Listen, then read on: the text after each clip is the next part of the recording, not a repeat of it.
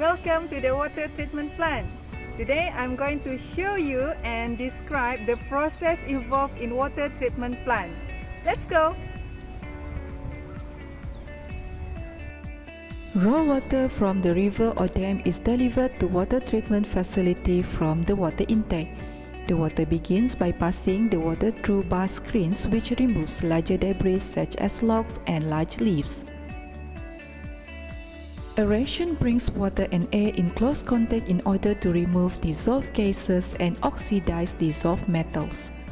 Aeration is often the first major process at the treatment plant. During aeration, constituents are removed or modified before they can interfere with the treatment processes. Water is mixed rapidly with coagulant for a few minutes in mixing chamber.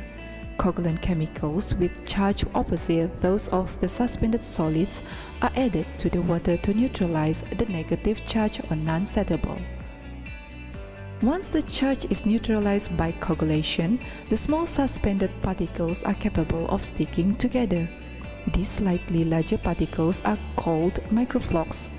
Flocculation gently mixes the water for a period of time so that tiny microfloc and small dirt particles collide to form larger particles called floc.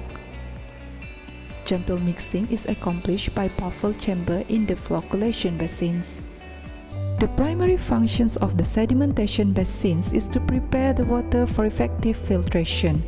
Currents and eddies are minimized in sedimentation basins to allow the floc that was formed in the flocculation process to settle by gravity.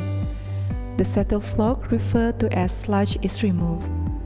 Filtration is the process of passing water through layers of sand and carbon to remove undesirable particles, commonly referred to as turbidity.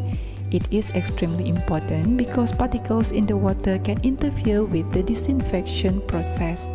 The filters are capable of greatly reducing the unsettled particles carried over by the sedimentation process.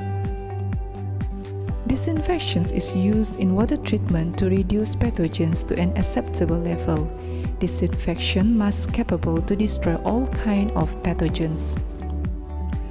After the water is treated, it will be stored in the balancing tank.